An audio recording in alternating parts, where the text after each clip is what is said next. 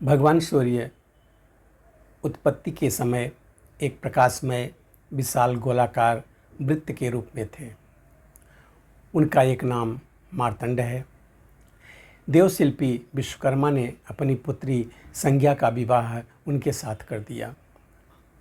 संज्ञा के सुरेणु, रागी, द्यौ, त्वष्ट्री एवं प्रभा आदि अनेक नाम हैं।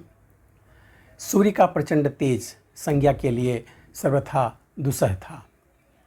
तेज से उनकी आंखें मुद जाती थी, फिर भी वह सभी प्रकार से अपने पति को संतुष्ट रखती थी। उसी स्थिति में संज्ञा से वैवस्वत, मनु, यम और यमुना नाम की 3 संतानें उत्पन्न हुईं। संज्ञा के मन में अपने पति के सुंदर रूप के स्पष्ट न देखने का दुख बना रहता था, जिससे मैं उनके सुंदर रूप को अच्छी तरह देख सकूं और उनके अंग स्पर्श को सह सकूंगी।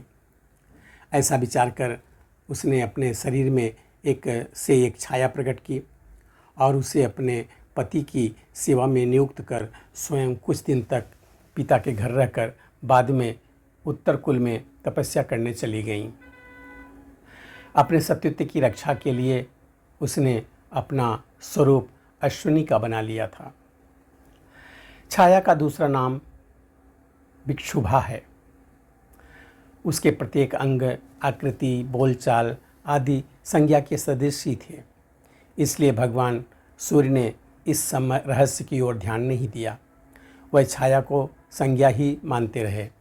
उससे सावर्णिक, मनु, शनि और तप्ती तथा विष्टि, भद्रा नाम की 4 संतानें हुईं।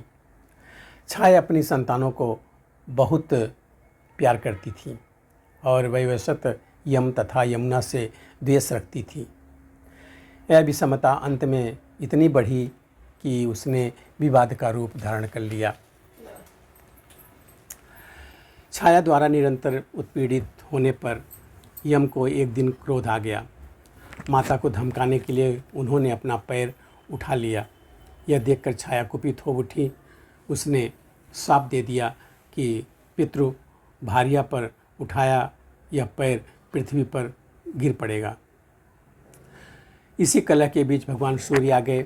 बालक यम ने पिता से कहा, पिताजी, माता प्रतिदिन हम 3 भाई बहनों को तंग किया करती हैं। वह हमें शनि, तप्ती आदि की तरह नहीं मानती। उसने हमें पृथ्वी पर पैर गिरने का शाप भी दे दिया है। यह सुनकर भगवान सूर्य ने छाया से पूछा, तुम्हारे लिए सभी संतानें बराबर हैं, फिर यह विषमता क्यों करती हो? भगवान सूर्य ने छाया के शाप का परिहार करते हुए कहा कि यम का पैर नहीं गिरेगा। तप्ती संवरण की पत्नी होगी। विंध्याचल के दक्षिण तप्ती और उत्तर की ओर यमुना बहेंगी। वह दोनों नदियाँ जनता के पाप ताप का नाश करती रहेंगी।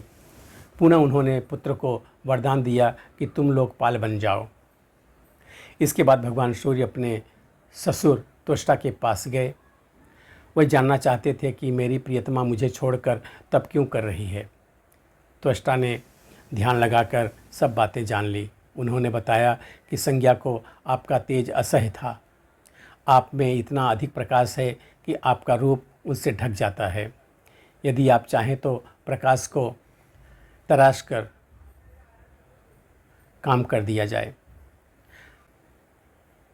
भगवान सूर्य अपनी पत्नी की प्रसन्नता के लिए कष्ट सहने को तैयार हो गए। तब त्वष्टा विश्वकर्मा ने भ्रमी खरात पर चढ़ाकर उनके तेज को छांट दिया। भगवान सूर्य को अपनी पत्नी के अनुरूप रूप पाकर बड़ी प्रसन्नता हुई। वे अपनी पत्नी के पास उत्तर कुल चले गए। वहाँ उन्होंने अपने सत्युत्व की रक्षा के लिए अश्विनी रूप में स्थित अपनी पत्नी को पहचान लिया और स्वयं अश्व का रूप धारण कर उससे मिले। बेचारी अश्विनी घबरा गई। वह डर गई थी कि किसी दूसरे पुरुष से मेरा स्पर्श ना कर लिया हो। तब उसने दोनों नाकों से सूर्य के तेज को फेंक दिया। उसी से अश्विनी कुमारों की उत्पत्ति हुई। तेज के अंतिम अंश से रेवंत की उत्पत्ति हुई। बड़े होने पर दोनों अश्विनी कुमार देवताओं के वैद्य हुए और रेवंत को कुहकों एवं अश्वों का अधिपत्य प्राप्त हुआ। इस तरह भगवान सूर्य को संज्ञा से वैवस्वत मनु, यम, यमुना, अश्विनी कुमार, रेवंत तथा छाया से शनि, तप्ती, दृष्टि और सावर्णिक मनु, ये 10 संतानें हुईं। विषमता अच्छी नहीं होती। भगवान छोटे बड़े सब में समान रूप से विद्यमान हैं, अतः सदा समव्यवहार ही करना चाहिए। यही साम्य योग है। इस कथा से व्यक्त होता है कि विषमता के व्यवहार से कोई लाभ नहीं है। धन्यवाद।